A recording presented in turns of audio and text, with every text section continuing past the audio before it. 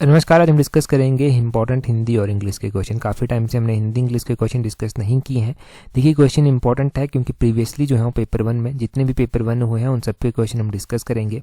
अब देखो, आपको पता है पीजीटी के मोस्ट इंपॉर्टेंट एग्जाम जो है वो अभी आ रहे हैं और आप थोड़ा सा भी चांस जो है वो नहीं ले सकते। चांस इसलिए नहीं ले सकते क्योंकि 2 नंबर की बात है। अगर डायरेक्टली पूछा गया, लिंक कर पूछा गया, तब भी 2 नंबर की बात है। और ऐसे ही 2-2 नंबर करके ही जो है वो आप पास मार्क्स को क्रॉस करेंगे और फाइनल मेरिट लिस्ट में अपना नाम पाएंगे। तो इसलिए हम पूरी कोशिश यहाँ से कर रहे हैं।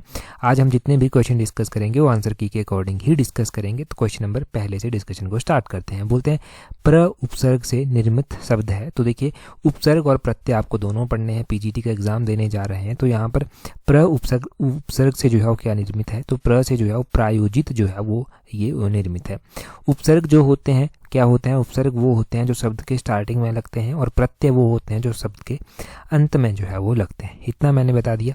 अगला क्वेश्चन देखिए, बोलते हैं अनेक शब्द विशेषण के किस भेद का उदाहरण है। तो देखो, अनेक जो है वो किसका उदाहरण है।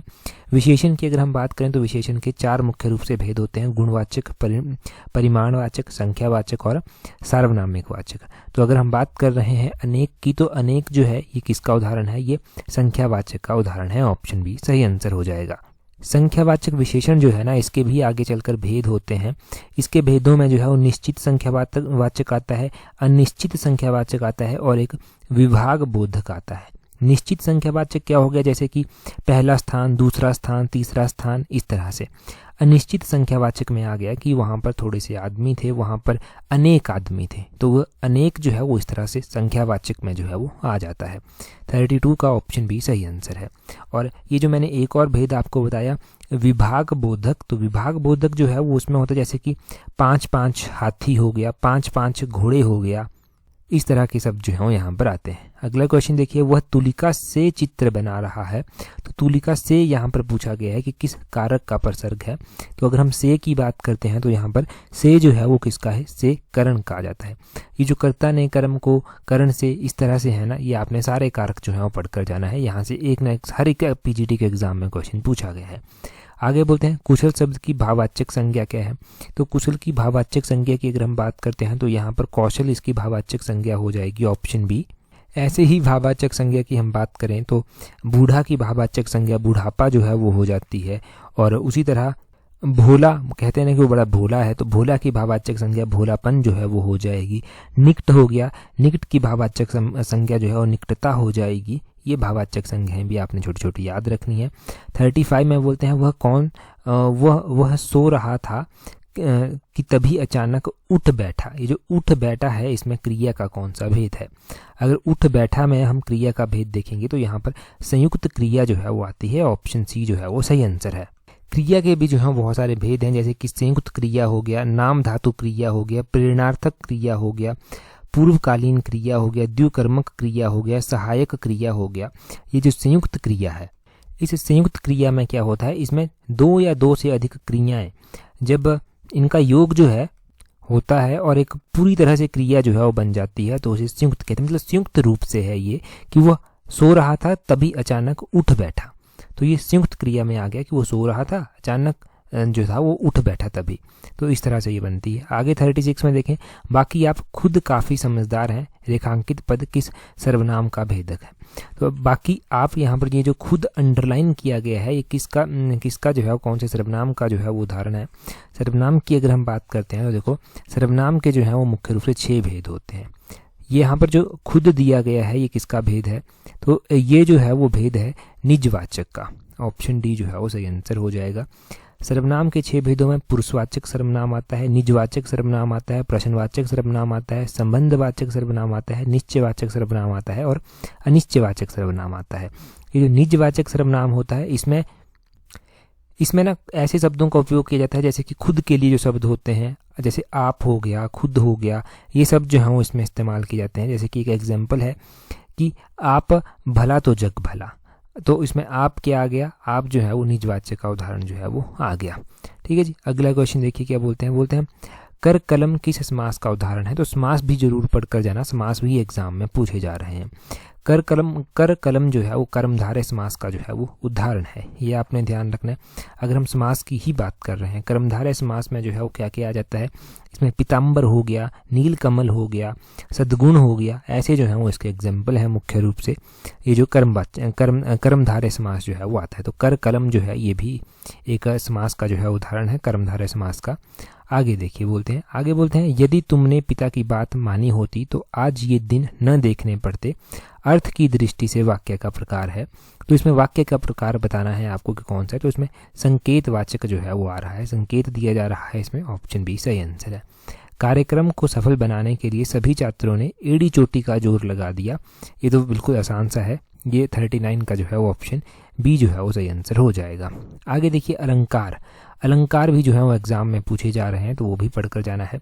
कबीर सोई पीर है जो जाने पर पीर, तो इस अलंकार का कौन से अलंकार का जो है ये उदाहरण है, तो ये जो है देखो अलंकार तो पढ़ने पड़ेंगे, थोड़ा सा मतलब डिफिकल्ट टास्क है ज़रूर आपके लिए अगर पहले नहीं पढ़े होंगे, परंतु एक बार फिर भी कोशिश कर लेना। 40 का जो है वो बी हो जाएगा, यमक अलंकार जो है ये आता है, यमक ऑप्शन बी सही आंसर है। अगला भी हम हिंदी का ही क्वेश्चन पहले देखेंगे, तो हिंदी के क्वेश्चन में सबसे पहला क्वेश्चन देखिए आप, 41 क्वेश्चन है। बोलते हैं किस विकल्प के सभी शब्द पर्याय के रूप में जो है वो उपयोग में लाए सकते हैं, मतलब यहाँ पर कुछ एक शब्द दिए गए हैं, कौन से पर्यायवाची के रूप में जो है वो उपयोग लाए जा सकते हैं। देखो पर्यायवाची के रूप में उपयोग लाए जा सकते हैं, ये सदन हो गया, निलय हो गया, निकेतन हो गया, मंदिर हो गया, धाम हो गया, ये एक के ही जो है पर्यायवाची हैं सारे के सारे, तो ये बी ऑप्शन सही आंसर हो जाएगा। अब देखिए इस तरह के और भी हम थोड़े से जान लेते हैं, जैसे कि जग का जो है वो क्या होता है, जग का जो पर्यायवाची होता है वो होता है संसार, दुनिया, मृत्युलोक, विश्व, ये जो है वो जग का जो है वो पर्यायवाची होता है। उसी तरह आपने ध्यान रखना है छात्र का पर्यायवाची विद्यार्थी होता है, शिष्य होता है, शिक्षार्थी जो है वो होता है।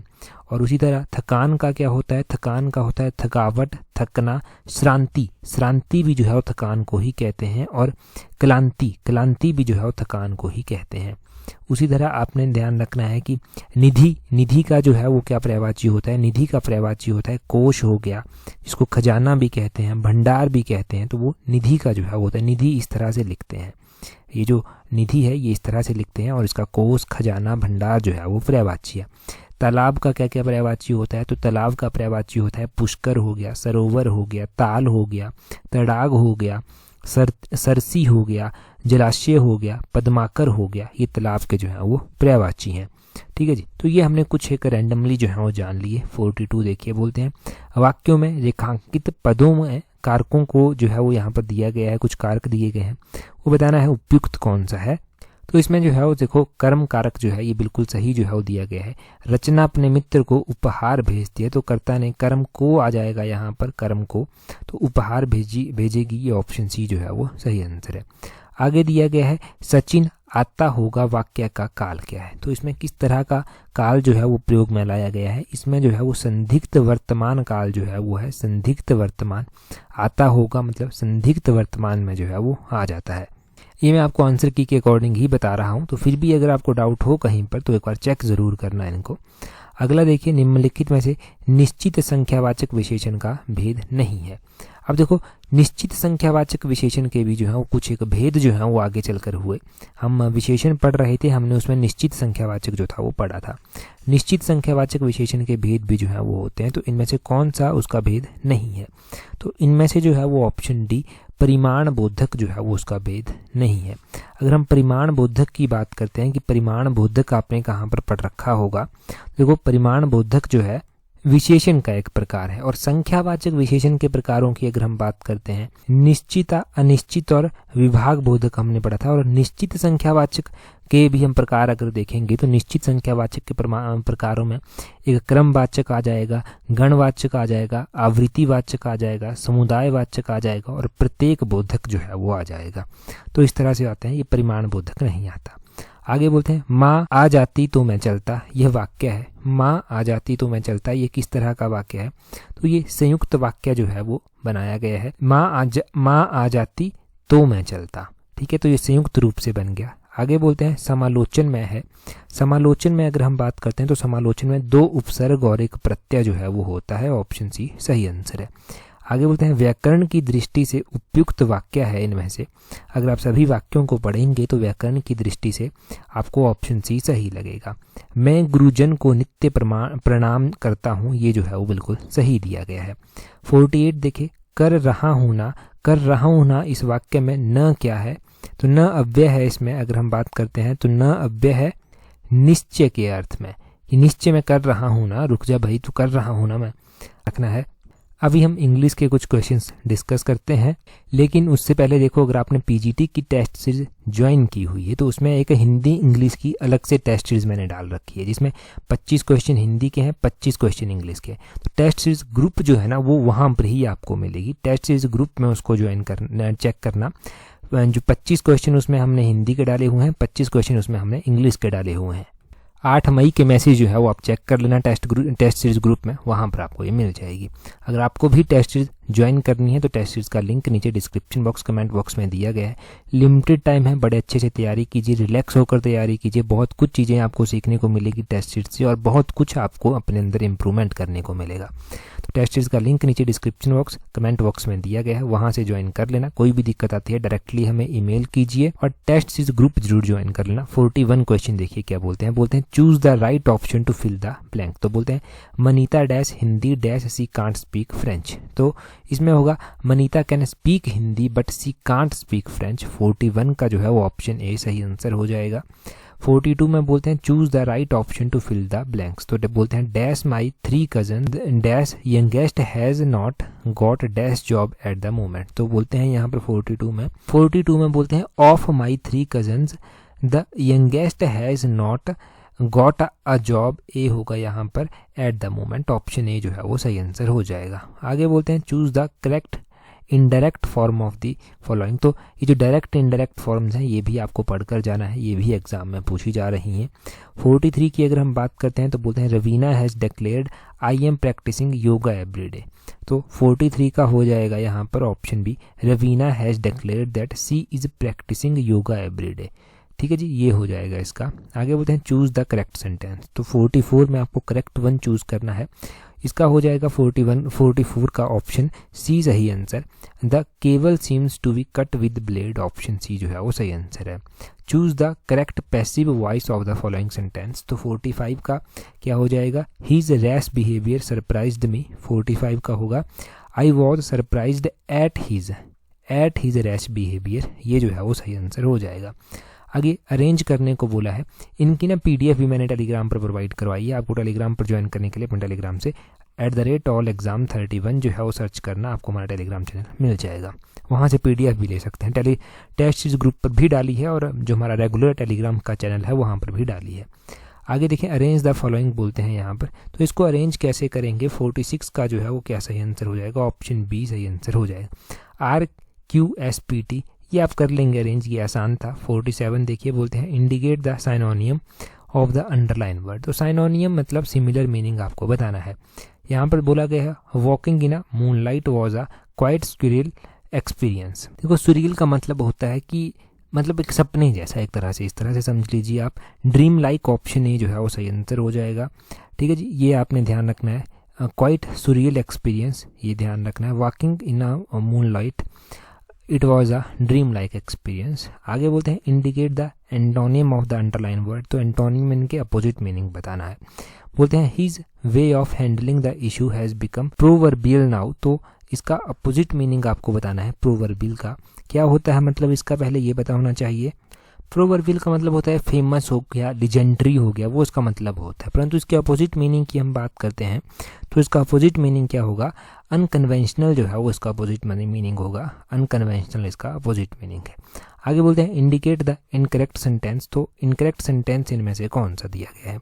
इनकरेक्ट सेंटेंस इनमें से है ऑप्शन डी, दूसरा और चौथा। Raj as well Anil did their job well, एक तो ये है। दूसरा है beside a car she have a scooty too. तो ये दोनों जो है वो गलत दिए गए हैं, यहाँ पर इनकरेक्ट सेंटेंस बताने थे। आगे बोलते हैं choose the right option to complete the statement. तो राइट ऑप्शन आपको यहाँ पर जो है वो चूज करनी है। बोलते हैं a system that organises people in higher and lower level is called. देखो उस सिस्टम को क्या कहते हैं जहाँ पर लोगों को हाइयर और लोअर लेवल में बांट दिया जाता है, तो हायरार्की उसको कहते हैं। ऑप्शन सी सही आंसर है, ये तो ईजी था। आगे देखें जी, आगे बोलते हैं यहाँ पर जेवर fell dash the chair, fell off होगा यहाँ पर O double F, fell off the chair, chair से गिर गया। One should do dash duty, तो वन शुड डू यहाँ पर होगा वंस ड्यूटी, ये होगा इसका one's should do one's duty, उसको अपना काम करना चाहिए। आगे क्या बोलते हैं यहाँ पर कि अप्रोप्रिएट वर्ड को जो है वो opposite, that is opposite in meaning बताना है आपको। तो यहाँ पर ये फियास्को दिया गया है, फियास्को जो है वो यहाँ पर दिया गया है अंडरलाइन करके। Ajay's first lecture in his class was fiasco, तो फियास्को का अपोजिट मीनिंग होगा सक्सेस, ऑप्शन सी जो है वो सही आंसर हो जाएगा। फियास्को का मतलब है कि वो असफल रहा उसका पहला लेक्चर, तो इसका अपोजिट सक्सेस हो जाएगा। फिर आगे बोलते हैं what people lack in the current time is compassion, कि लोगों में कंपैशन की जो है वो कमी है। तो कंपैशन का जो है वो अपोजिट मीनिंग क्या हो जाएगा? कंपैशन का अगर आप देखेंगे ना तो सिंपैथी, इम्पैथी, इसी के सेम मतलब जो है वो हो जाते हैं। इनडिफरेंट जो है वो इसका हो जाएगा इनडिफरेंस, ऑप्शन डी जो है वो सही आंसर है। आगे बोलते हैं यहाँ पर इनको आप रीड कीजिए और इनमें से एरर जो है वो फाइंड कीजिए। तो एरर फाइंड करने के लिए ऑप्शन सी हो जाएगा error. The fraud cases have been, ये एरर है। 36 में एरर की बात करते हैं तो इसका भी ऑप्शन सी है। फाइनेंस मिनिस्ट्री वाज नॉट, ये जो है वो यहाँ पर एरर दिया गया है। और 37 की बात करते हैं, यहाँ पर बोलते हैं the medicine prescribed by the doctor is considered to be the dash which cures all disease, तो 37 का जो है वो ऑप्शन बी पेनेसिया हो जाएगा। पेनेसिया मतलब रामबाण होता है, तो वो रामबाण है। ठीक है जी। आगे बोलते हैं one who is great love of books is called, तो जो किताबों के साथ प्यार करता है उसको बिब्लियोफाइल कहते हैं, ऑप्शन डी सही आंसर है। आसान था ये भी। आगे ईडियम दिया गया है, यहाँ पर बोला गया है हरक्लियन टास्क क्या होता है इसका मतलब, तो इसका मतलब होता है वेरी डिफिकल्ट, ऑप्शन डी सही आंसर है। फेयर एंड स्क्वेयर का क्या मतलब होता है? फेयर एंड स्क्वेयर का मतलब होता है अपराइट, ऑप्शन ए जो है वो सही आंसर है। नेक्स्ट क्वेश्चन देखिए, नेक्स्ट क्वेश्चन में क्या बोलते हैं 16 में बोलते हैं कुछ दूध मेरे लिए छोड़ देना। इसमें कुछ को अंडरलाइन किया गया है। रेखांकित पद विशेषण का भेद है। विशेषण के भेद हमने अभी पढ़े थे कि विशेषण के भेदों में एक गुणवाचक एक परिमाणवाचक आता है, तो ये परिमाणवाचक विशेषण जो है वो आता है। इसके बारे में थोड़ा सा मैं आपको बताता हूँ क्योंकि एग्जाम में यहाँ से क्वेश्चन पूछा जाएगा। परिमाणवाचक विशेषण के जो है वो दो भेद होते हैं आगे चलकर भी। एक होता है निश्चित परिमाणवाचक और एक होता है अनिश्चित परिमाणवाचक। निश्चित परिमाणवाचक में ना एग्जैक्ट संख्या के साथ जो है वो क्वांटिटी दी गई होती है, जैसे कि 1 लीटर दूध, 1 लीटर दूध जो है यहाँ पर दिया गया होगा। ठीक है जी। जैसे कि 1 किलो आम हो गया, 1 किलो आम हो गया, 1 किलो टमाटर हो गया, ये निश्चित परिमाणवाचक में आ जाते हैं। अनिश्चित परिमाणवाचक में आ जाएगा कुछ दूध हो गया, थोड़ा दूध हो गया, ये कुछ थोड़ा जो निश्चित नहीं है वो जो है वो यहाँ पर आ जाएगा परिमाणवाचक में, तो ये आपने ध्यान रखना है। आगे बोलते हैं नौकरानी के हाथ से चम्मच गिर गया, तो ये अगर आपने जो कारक है वो पढ़े होंगे तो आप बता देंगे यहाँ पर कि ये अपादान कारक जो है वो आ जाता है। यहाँ पर चम्मच छूट गया उसके हाथ से, चम्मच गिर गया मतलब उसके हाथ से, तो यहाँ पर अपादान कारक जो है वो आ जाएगा। लौह पुरुष ने सभी देशवासियों के लिए एकीकरण को संभव बनाया, तो यहाँ पर लौह पुरुष क्या है? लौह पुरुष संज्ञा में आता है। कौन सी संज्ञा है ये जो है वो व्यक्तिवाचक संज्ञा जो है वो आ जाएगी।